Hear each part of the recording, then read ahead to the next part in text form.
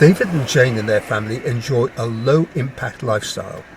They heat their home for free using a wood stove fueled by clean waste wood. And their solar PV panels power their transport as well as their house. We heat the whole house with this stove. It's a Wham 7 kilowatt stove, and we live in a chalet bungalow with 3 bedrooms. It's a reasonably large house, and we thought, can we do it with a single stove? But we can, and although we've got radiators, we've got central heating, it's unused most of the time. We probably use it about once a year, either when it's very cold or we can't get the wood for the stove. Running this stove costs us absolutely nothing. We never buy wood. We bring the pallets in, usually by bicycle trailer, take them down the garden on the train, and I cut them up with a chainsaw.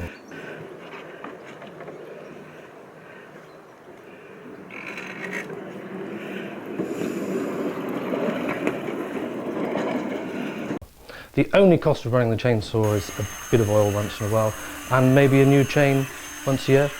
That's the only cost of heating the house.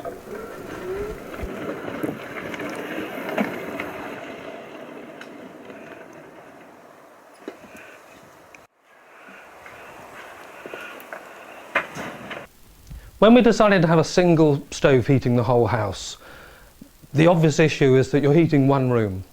And looking at the air temperature in here, it's comfortable, 20 degrees or so down here, 30 up there. What's the point of heating the top of one room? And it took me a little while to think of the answer, to have a fan drawing air from the top of this heated room through to the coldest room, which is the office on the north of the house. And so we fitted this thing through the wall, and in winter it runs pretty well all the time, till about 10 o'clock at night, when the sound gets a bit annoying if you're watching television. But it really works, and it's drawing this hot air out of here and pushing it down into the office, and that allows us not to heat the office. We've got a radiator there, but of course we don't use it, so very important. As well as a wood stove to heat the house, we wanted to make use of solar energy. This is the south side of the building. There weren't any big windows here to trap the heat, so we thought, why not fit a glass wall up against the building and draw air through, pump it into the house to heat the house. And we thought, well, you know, that was expensive and we couldn't find anybody willing to do it. And we thought, why not just build a conventional conservatory? So we did, and we've built added a reasonable size extra room. When this gets warmer than the house, we're able to pump the heat into the building. We had a commercial conservatory fitted, and one of the things I said to the builders was, we want to have a 4-inch hole. We're fitting a fan from the top of the conservatory to the house, and they didn't understand what we were talking about, but they did it for us. And here's the fan.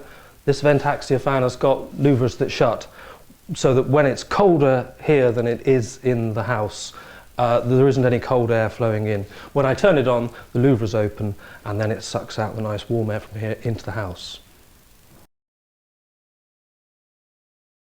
For most of the year, our hot water is heated entirely by solar energy. We've got panels on the roof. The hot water comes down to this tank in the bathroom, and from here is distributed to the taps.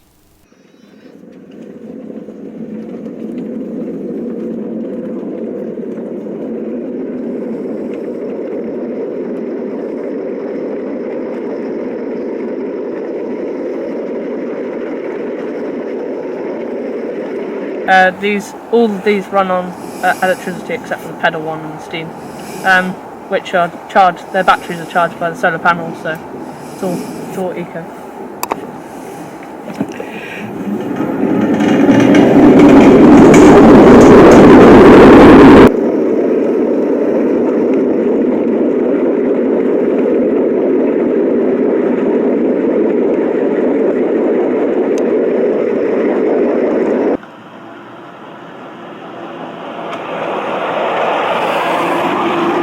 Well, it's brilliant and it helps around the garden.